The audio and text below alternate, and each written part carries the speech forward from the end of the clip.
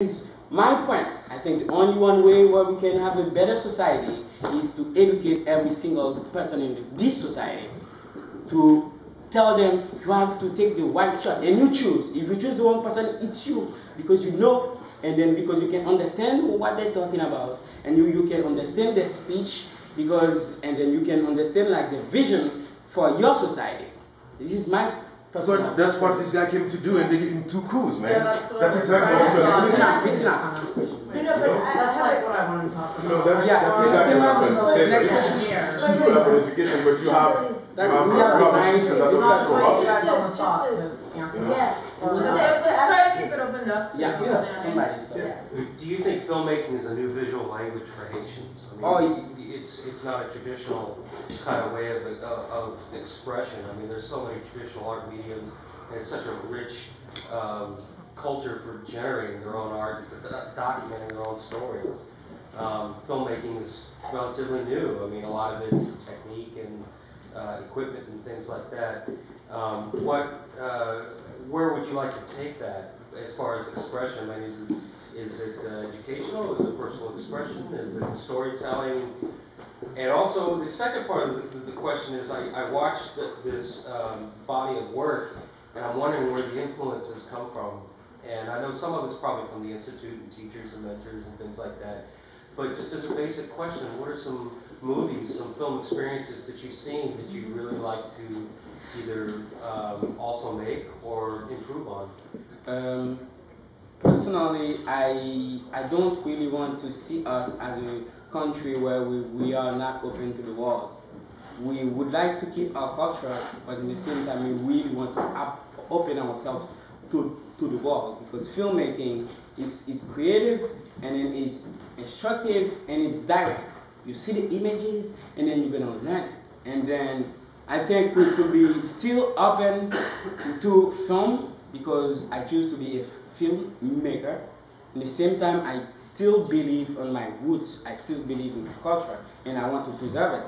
And then I feel like film, for me, it's a way to represent my country in a different way. And it's one of the main reasons why I choose to be a filmmaker. It's because I'm really feel so. I feel so bad when I see every single news in the TV about my country. It's bad stuff, and I would like it to be different. And one of the way where we can do it is put the story of the country in a big screen and like bring it to them, like tell them like this is our own story, tell by Haitian stories, and tell by Haitian, and it's one of the main reasons I think the base.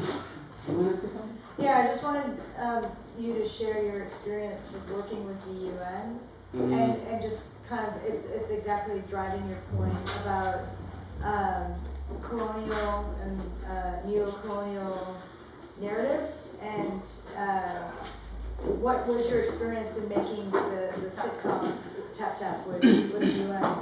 It's really personal, professional and really personal, and then and with my experience, because I started being a filmmaker in Haiti and growing up a little bit the last 2 years, but I had that experience working for the United Nations to make a sitcom for them. And then I remember Bonnie was really at the beginning, was in Haiti when I was struggling with that project. And then it was really hard to work with the United Nations because they want my art piece to be in a box. In a box where they're gonna tell me the line. I have to teach the Haitian because they will screen it in a big screen, and then they're gonna put it on the national TV and all those kind of stuff. And I have like 6 months of fight, like 10 to 15 meetings a day with the boss, and where they told me I have to put some special line.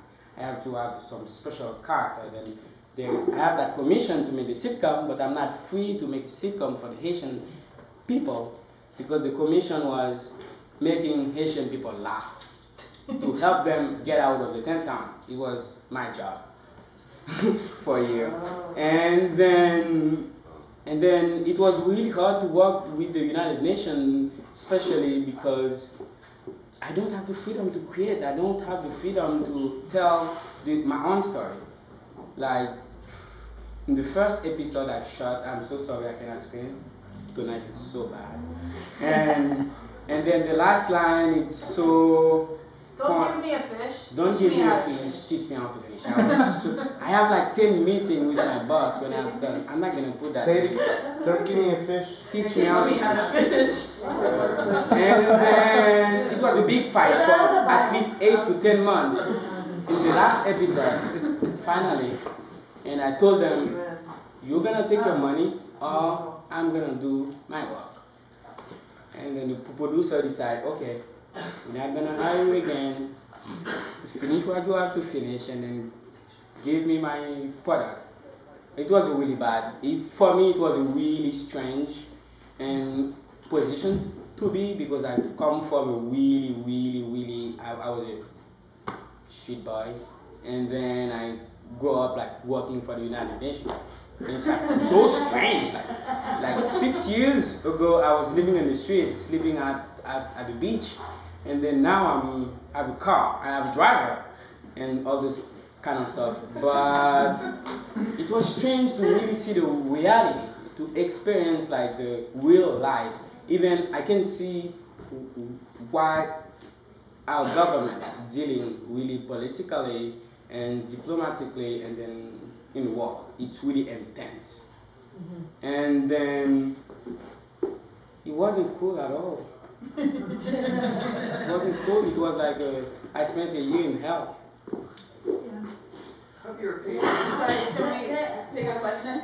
Yeah, I have a question too. Whom are you aiming at with your films? Because I'm Haitian too, and when I see your film, for example, the first film, where with the food, for example, when you say 50 goods, we don't say 50 goods. We say $10. You know what I mean? So who are you aiming at? First of all, I completely agree with you in some ways.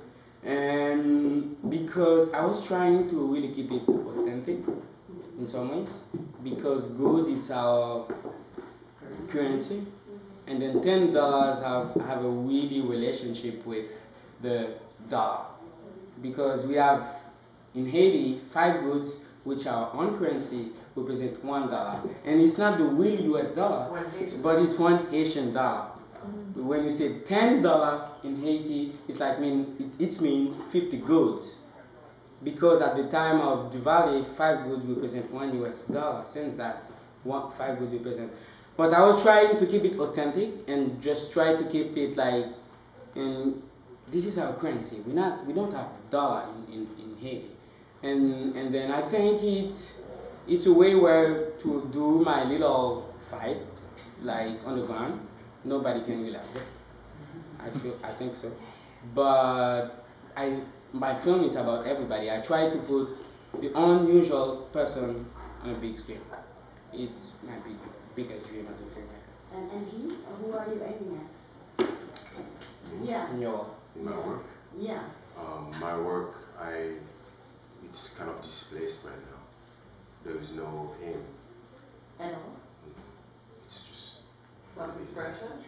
well, I mean, it's not self-expression because it's like you have. I've been in the States for some time. How long? And 29 years. But I'm still Haitian because of the way I speak, and I still like last name years and this kind of thing. But the film was like kind of an exercise with my boredom with the image and the news segments, and concern and fear, the environment, this kind of thing. That was that film. And at the time I was teaching a class, like a workshop design class, and I've been collecting dead bees, and there was this fear that the bees are dying, and then I ended up making research, and I mean it was right there, in the machine, the computer engine, trying to grab images and news segments, and I always have a camera around. Sometimes I go film thing, and then I edited these in terms of what these images were saying to me. And all of my work space like that. I don't have a narrative mind that he does, like those things like pure storytelling. And my storytelling doesn't have this kind of continuation with a thought process in terms of traditional culture, quote unquote. So that's why I don't have a specific aim in terms of what role this is just for exercise. It was a really tender father and son dynamic, you know, going with the tarot cards. Well, Yeah. I mean that was something. I wanted him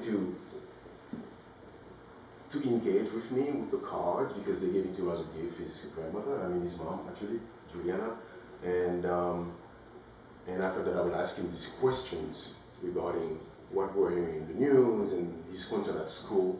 So that's how it became that segment with him in his grandmother's house and asking me this question. And then all these other images are like, passing interest in terms of watching nature. So